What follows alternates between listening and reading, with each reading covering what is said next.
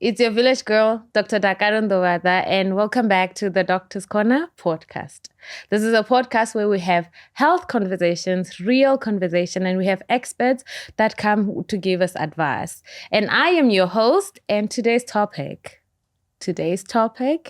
is do not ever give up on your dreams because of how long it takes you and how old you'll be when you get there. Just get on and get it because you're going to be that age anyway when you get there, right? And I have someone whose journey really does speak to the topic of today. Someone whose journey is very inspirational, not only to the people that are wanting to be doctors, but to everyone who has a dream of becoming whatever that you want to become. I have Dr. Mukundi with me today, and she is a vet graduate, and her journey has been long. I know she doesn't look like her journey has been long, but her journey has been long. She will elaborate on that. She didn't go straight into medicine after high school. She had to go through the longer route and join the GAMP program at Verts. And this is a time for you to get your little sister who's in high school, to get your younger brother and sit them down so that they can have and listen very carefully when it comes to this conversation. And Dr. Mukundi, welcome to the podcast. Thank you, Dagi. Thanks for having me. I'm so excited to have you here. Same. I know I just said a little bit of your journey. Mm-hmm. I just want you to introduce yourself and tell us, what are you doing? Who are you? What have you done up to so far? All right. So thanks again for having me on your podcast. I am Dr. Mukundi M. I'm a 3-time Wits graduate. So I did a Bachelor of Sciences, and then I did a Bachelor of Health Sciences and Physiology, finished that with distinction. Oh. And then and then currently I'm a Community Services Medical Officer here in Joburg. Oh, okay. So you said you've graduated 3 times at Verts. 3 times. Yeah. 3 times. 3 times. Girl, that's a lot. So I just want you to, since the topic for today is do not give up on your dreams, right? I want to know, what was the dream and how did you get there to the dream? Okay. And if that has always been the dream, or as something that you just picked up on the way and say, okay, I think I want to become this. Yes. So I think the dream has always been so haphazard. When I was a child, my older cousin was in medical school. He was a doctor. And I had another cousin who was a pharmacist. So I was exposed to medicine just briefly in childhood. I didn't really take it seriously until one day, I think we had career day at school. Okay. And then I was like, I've seen my cousin wearing a white lab coat. I asked my parents if I could borrow the lab coat because I was going to go to school as a doctor. Okay. And then, families, especially when the family. Yes. Yes. Once a child says something like they want to be a doctor, then everybody is fixated on that. Yeah. So now it became a thing in the house that, okay, Mukundi Orishi wants to be a doctor. Subsequently, then I went into high school and I was like, okay, I can actually, be a doctor. So I would say it's been a childhood dream and something that I've always pursued. I think even my peers from primary school and high school will tell you when they think of Mukundi, they think this girl wanted to be a doctor. Yeah.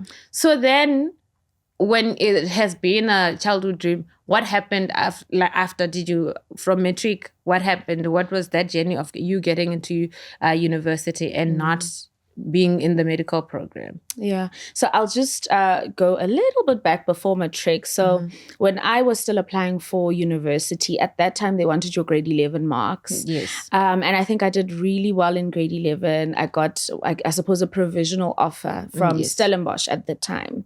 So my thing was just to make sure that I get the good marks in matric and, get into medicine. Yes, and get into medicine. Another thing is that a mistake I made, I suppose, was only applying to a few universities. Oh, okay. Because the high school that I went to was associated with, certain universities, Yeah. So I didn't apply everywhere. And because I thought, I have these grade 11 marks, I'll make it. And then unfortunately in matric, my dad became very ill. He was admitted into ICU. And this was in the week that I was actually writing my mathematics finals. And then the following week I'd be writing physics. So it was a difficult time for me. And I obviously didn't perform as best as I thought I would. And because I didn't spread my net wide, I didn't get into medicine. My marks just weren't enough. Okay, so then how did you get to, you applied to do medicine at first, right? And you get rejected because you didn't do well. Yeah. So how did you get into the program of BSc, right? And did you always know that from BSc, there could be a way out and you get to that dream that you always wanted? Yeah. So I think my mom was also one thing about everything that has happened in my life, I appreciate my mom so much, because she's been the one that's always said, you always wanted to be a doctor. Yes, the situation is like this, but why don't you try doing a Bachelor of Arts and then going into medicine in that way, or do a BSc and then going to medicine in that way? So my mom was always the one, putting her foot forward, getting the research on my behalf. Oh, okay. And she was like, no, your marks are okay. I got only one distinction for LO. Oh, yeah. And the rest of my marks were 70s, 60s. And then I think I got a 50 either for maths or physics. So, obviously that's not enough. So she said, it's fine. We'll apply for teaching. We'll apply for BA. We'll apply for BSc. And you'll take it from there. And then I applied to WITS, the University of the Free State, and UCT, as well as Stellenbosch at that time. So UCT completely rejected me. Stellenbosch took me for a BSc in some geological something. And then Free State took me for teaching, and WITS took me for science. So my mom was like, okay, your results are out. You have 5 hours to decide, because remember that SMS you got from the university straight after you got your results. So she's like, you have 5 hours. I want a decision. And I thought about it and I said, you know what, let me stay in Gauteng. At that point, my dad was still in ICU. So I said, I feel like going to Stellenbosch or to the Free State is too far. Let me go to WITS. And I think that was a blessing. I didn't see it as that at that time, but that's how I ended up doing a Bachelor of Science at WITS.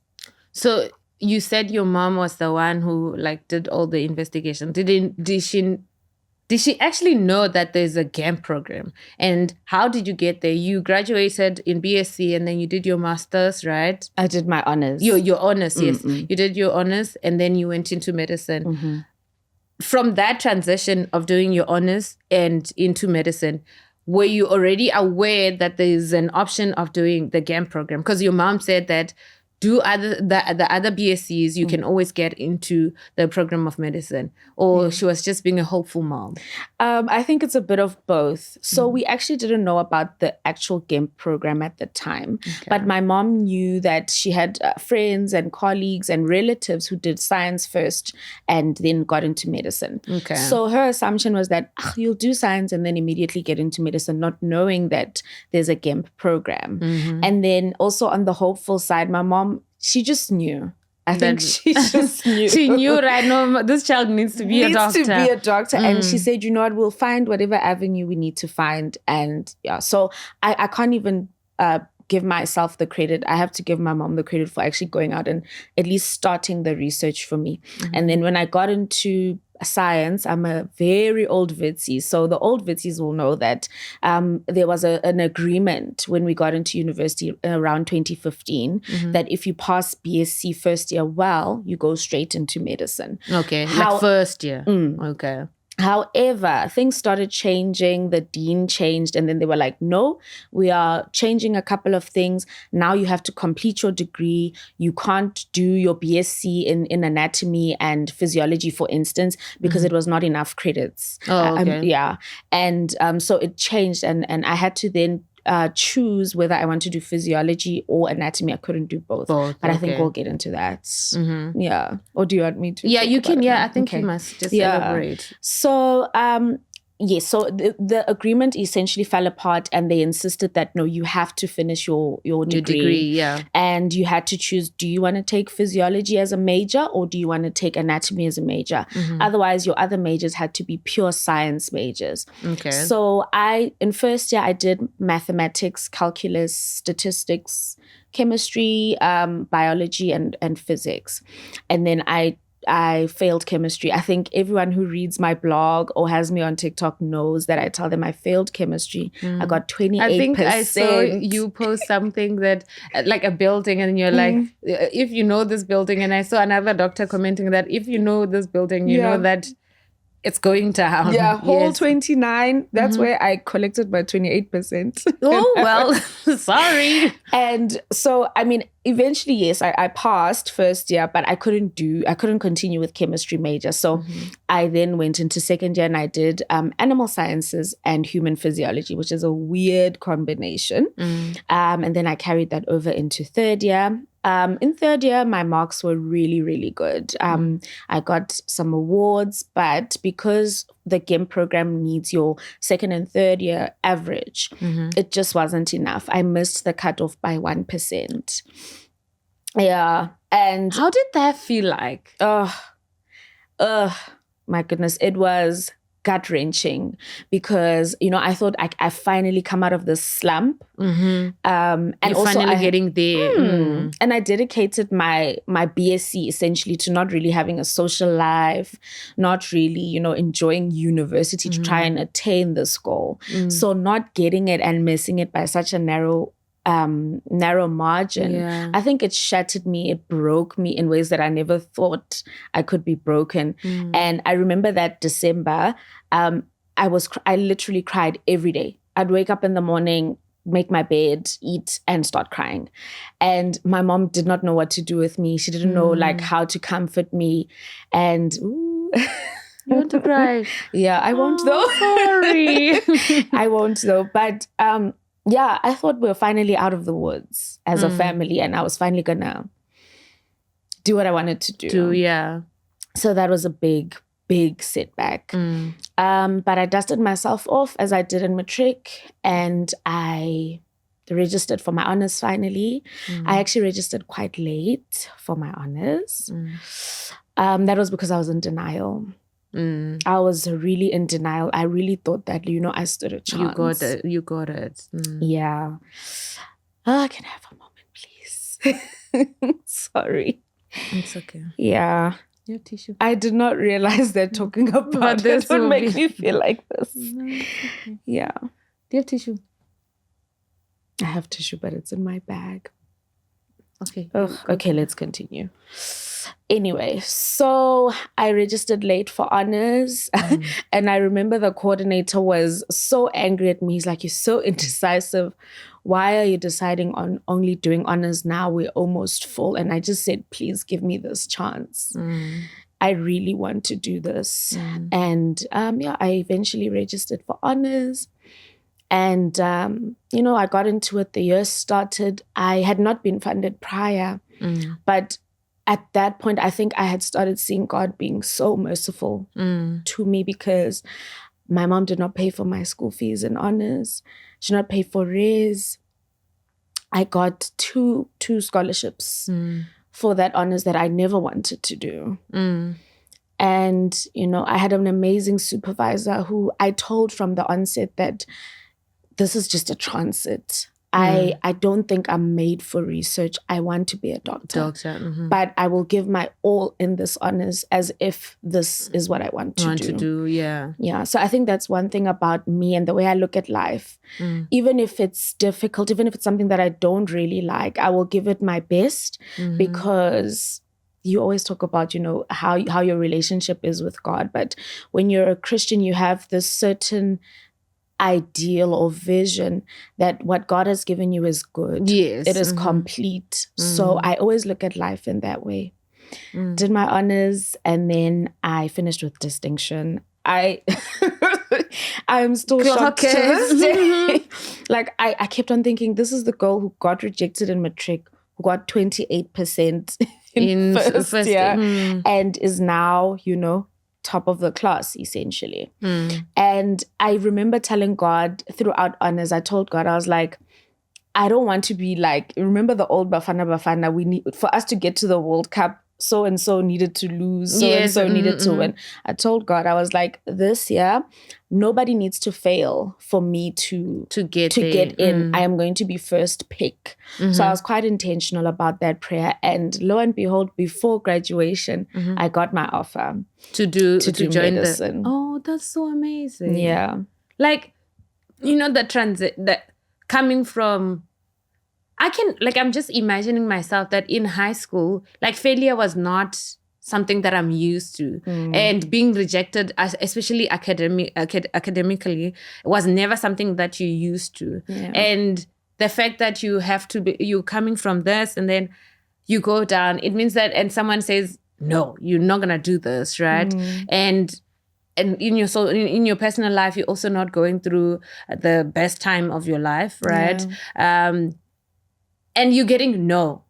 And you still get the thing of, I can still do this. I can, I can still start afresh. I can go past this. It's something that I was telling someone, that you don't need to do what you've studied for you to get where you want. Like, it was actually my sister. I told her that, okay, you've studied this, right? We know, but you need to be in a room. Yeah. Whether you're in a room as a cleaner, whether you're in a room as a security guy, one day someone is going to want to hear your story and say, how did you get here? Like, why are you doing this? You know? And there might be a stepping stone to where you're supposed to go, right? So your journey is quite inspiring. And you transitioning and getting to medicine, how did that feel like? Sure, it felt like a weight off of my shoulders finally. Like, okay, wow, this is my W. And it's a W that I could see like the work of my hands. But honestly, like when I got the news, I was like, it was just that, okay, I knew. I worked for that. What a confident booster. Yeah, exactly. That's how I felt. But I remember telling my mom, I like pranking my mom. So I was like, I didn't get in. They sent me a rejection letter. And then I was like, jokes. And girl, we made it. She started crying. And like the last time I had seen my mom crying like that was at my dad's funeral. So I mean, it was, I don't know, it was a weight off my shoulders. I felt good. Yeah. And to parents that might be watching this podcast, right, and asking themselves, how can I support? Like we now approaching the end of the year, right? And in January, every child will be getting no, yes, no, yes.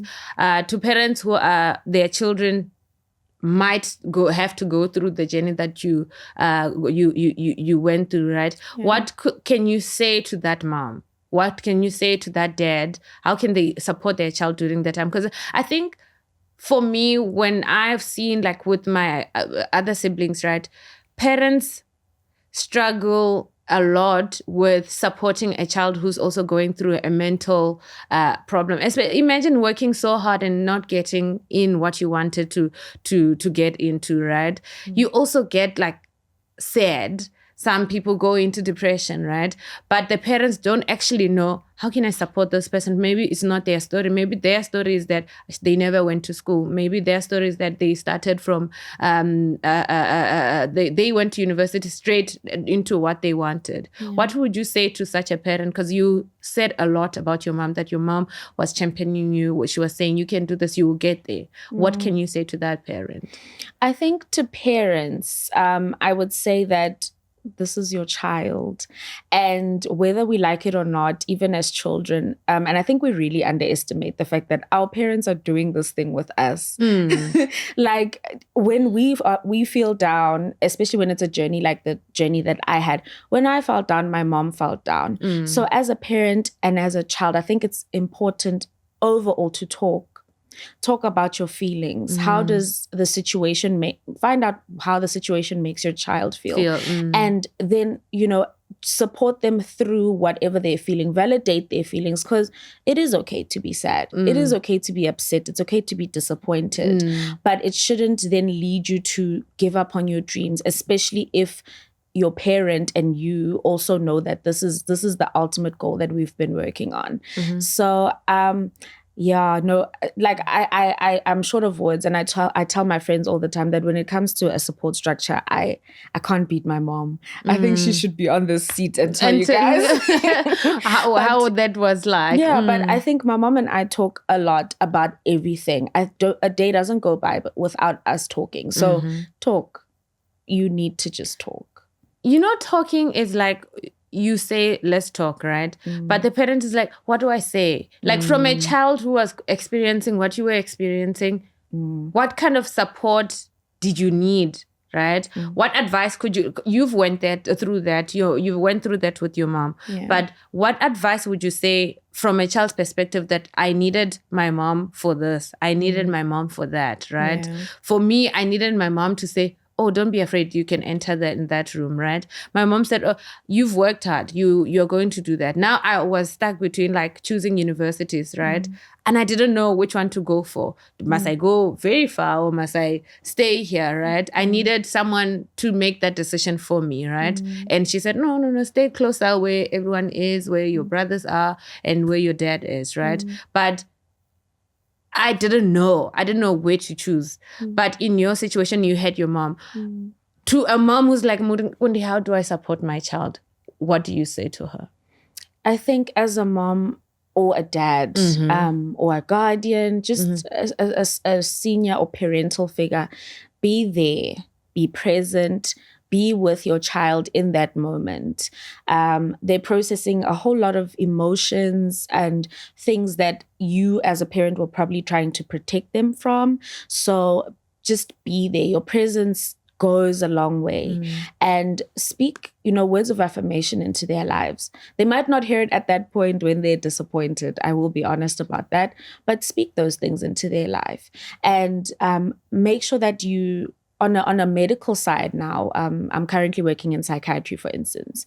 Make sure that you're tending to them, making sure that you're watching them, making sure that they tend to things like their hygiene, their daily routine, getting sunlight, walking about, eating. Because I think often the approach is to, let me give them space. Yes, there is room for space, but you don't want your child to seep into that depressive episode where they're not tending to their, their hygiene, they're not eating, they're not speaking, So presence, as a parent, be there, make sure that your child is still following some form of routine, even though it's not the way that they had planned. And just affirm them that it is okay that you didn't make it this time around, but we have round 2. I know of such and such and such or so and so that went through this way. And I can bet you when my mom was telling me these things, I did not want to hear them.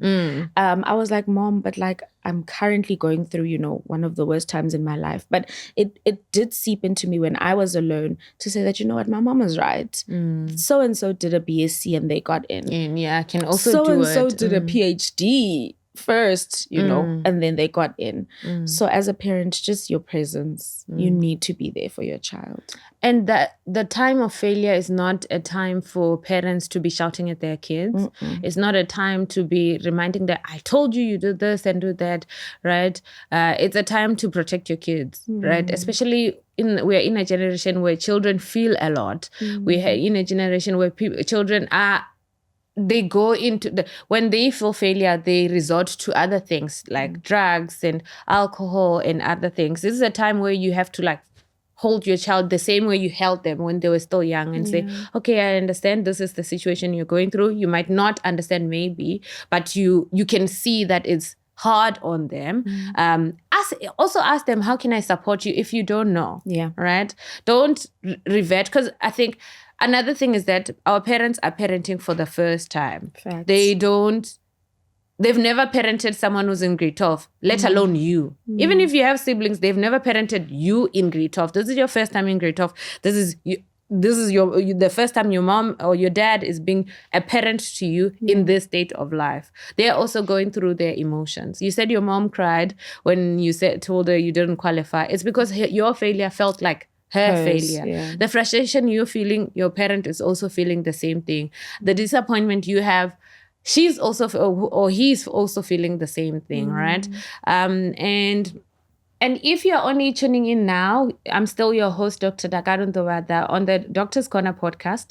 And today with me, I have Dr. Mukundi, and we are diving deep into the topic of not giving up on your dreams because of how long it's going to take you or how old you would be when you get there. But the dream must always stay there. Don't give up on your dreams. And now I feel like we must dive deep into the mental aspect of things, right? There's someone sitting there, it's Mukundi's story, but there's the dark times that you face, right? Someone will be sitting here like, nah, I don't see like how I'm going to get out of this. Like, I'm in BSc, but it's never the plan. I don't even know where I'm supposed to do and what I'm supposed to do after this, right? I always wanted to be an engineer. I want to be an actuarial scientist. I want to be a journalist, but I have to go through this, right?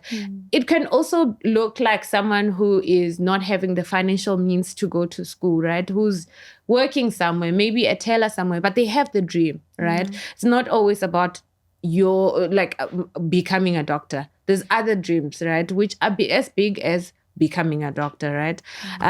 Did you always see the light? Like during that time, I cannot imagine you saying, 3 years, I'll be 3 years in this degree. And one day I'll be like, I'm going to be a doctor. I'm going to be a doctor. Was that dream always there? And did it always feel like the light is going to come at the end of the tunnel? No. To be honest with you, that would be delusional for me to say, I think. There were many moments where I felt like, is this even worth it? Is this even for me? Because surely something for me wouldn't, make you feel that make way. me feel like this, and I wouldn't have all the no's that I was subjected to. The first time I felt like maybe this is not for me was after first year in my BSc. I actually chose geology or geography related modules at the beginning of second year because I was like, you know what, I'm done with medicine. I'm going to do geoscience and then I'm going to get into engineering. I'm over this. I applied for whatever degree you can think of. I applied for it. And then I don't know, something just motivated me. I think it was the friends I had at that time. Okay. And I was like, wait, no, man, distraction. Let's focus. And then I would continue. And then another setback would come in, like the one after BSc. And I was like, maybe I can have my honors. And just to add on, I forgot to say, so with the honors program that I did, if you finish it with an A, you can pass over to PhD immediately. Okay. So you don't have to do a master's degree. And I was like, maybe I can, be a doctor in another way. But it just didn't sit well with me. Like I wasn't settled, Yes. I still felt like, no, man, I'm meant to be a medical doctor. So not that I always saw the light, but I always just had, be it via friends, be it via other experiences, always someone to just bring me back to that path. And it's important to say for someone who feels like, it's Mukundi's story. I think, yes, it is my story, but we can learn a lot from my story, and there might be some similarities in the fact that none of us are islands. I needed people. Even in your journey, you need people. None of us are immune to discouragement or wanting to give up or despair. We're not immune to that. But what is that thing that you are holding on to? Is it God? Is it the fact that when you're a doctor, you'll have certain amounts of money? What is it? What is your why? I just hold on that little hold why. on to that why. We always used to joke in our honors class and say, hey, we're going to be the best physiologists we can be right now, but our why is that check in medicine. Because right now, patient care is not pushing me to study. Yes. No offense to patients. Yes, but there was always something, even if it's silly, like you just hold on to that. Yeah, like, okay, I'm going to buy that, what is it, M4, what? Yes. competition. Scott, what? Yes. That if that was your why, we would always encourage each other and be like, oh, you're not reading. Who's going to buy that info? Imagine, like such small things would like carry people. I always say a community is not for you to just kiki every day or go to restaurants or like be seen with certain people. A community is people that will pour into you when you can't pour into yourself. Yeah. Right? There's time where self-motivation works. And then there's times where self-motivation doesn't work. Yeah. You need someone to say, my friend, you said you wanted to be there. Let's go. Yes. Because sometimes your legs are weak. You need people to carry you, right? You needed a community to like push you. Like even during medicine, right? I made sure that I have friends that will study together. Because I know when I go to study, I might not understand. I used to push study groups. Like, I need people to pour into me. I didn't study all topics. And someone else comes with a different perspective of whatever you're seeing. It's the same thing as when you think on your own, when you're sitting here, like let's say we have a disagreement, right? When you think on your own and you go and tell another person, right? You might say what you only think. But when you first go to a friend and say, oh, Dakalo made me feel this way, they might say, oh, look at it this way. Dakalo might be going through this, going through that, right? It's the same thing. When you isolate yourself from people, you have the only perspective you have. And unfortunately, that's the chance where the devil gets a chance to like fill you with like, you're a failure, you are this, right? And those words of God saying that I got you. You don't need to worry. Like, put your burdens on me, right? You will never fail. You are not the tail. You are a leader. Like, those things don't come during that time because the devil is the only one who's whispering in your ears. But when you have a community of people who, when you go through this, another person is here to pick you up and say, Mukundi, remember God said you're not a failure. Remember God gave you this dream, right? Don't give up on it. And God has you. And there's always a reason why sometimes we have to take a detour. That's because maybe character-wise you needed to be built. Is it nice to go through such an experience? No, it's not. But sometimes we won't make those decisions on our own. God makes them for us so that we can get where we need to get, right?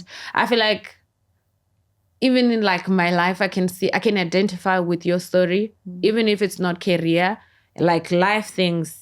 I can see, okay, I've gotten so many no's in this aspect of my life. But am I giving up? You can't. I can't sit here and like give up on my dreams because someone said you don't qualify. Someone said only those kind of people can do it. It makes no sense for me, right? And thank you for teaching me. Like, I feel like I'm identifying so much with your story, not on career, but on life. That's why I'm like, people must not, look at this as an isolated incident. There is a reason why we're speaking about it. There's a reason why my story might resonate. And there will always be similarities that you can hold on to. Yes. And be encouraged by. Yeah. But what I know, I mean, I'm not God, but what I know is that if I got into medicine after high school, I probably would have failed along the way. And I would have failed because I was not used to getting a no. Like, everything was yes for me in primary school, in high school. Your model child, prefect, academically gifted. I was involved in culture, in sports. I never had a no. And this was like my first big no. And I think it was a significant no because I'm able to navigate life the way I am able to right now. I think also I would not have been a decent person had I would have been the typical egotistical doctor if I got into medicine after matric. So, but that's a theory. I'm not sure. I'll ask God when always I get that side. Like, I'm telling you, God always has a plan. I always say that life, it's like a puzzle. And you're not the one playing. Yeah. You are there. You are the puzzle. God is taking puzzles and you only see the picture at the end.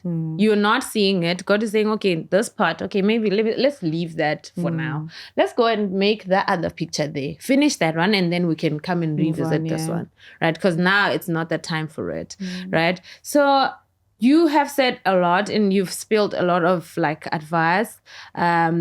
Maybe there's something else that we haven't touched on. If there's any words that you need to tell the people, please just do so.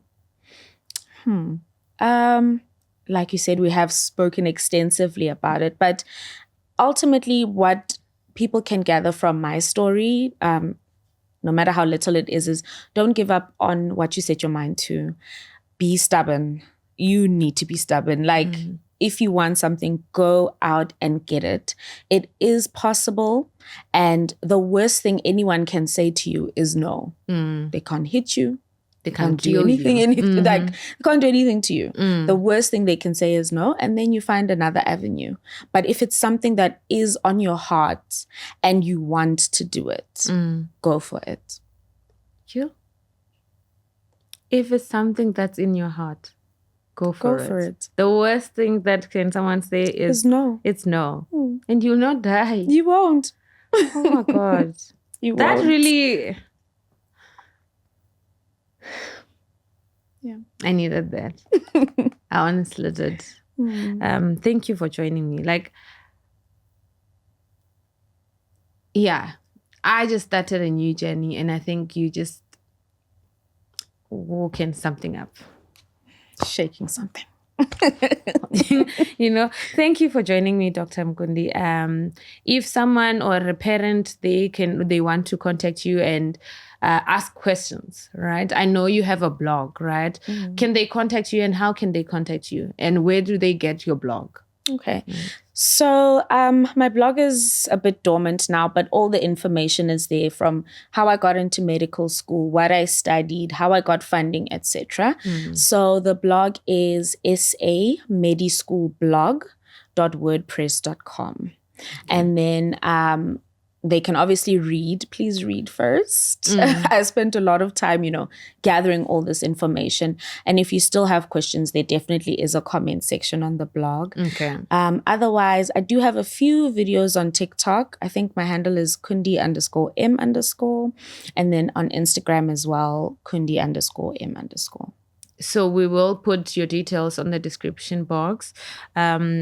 I don't know how many thank yous I can say, but really, thank you for joining me and also taking time out of your busy schedule and coming to join me and to just share this information. I think it's quite beneficial for a young person who is doing matric in grade 11, right? Because failure is not something we talk about a lot. No. And setbacks are not things that we talk about a lot. We always celebrate the end. But the journey, it's never something that people want to celebrate or want to even look back to, right?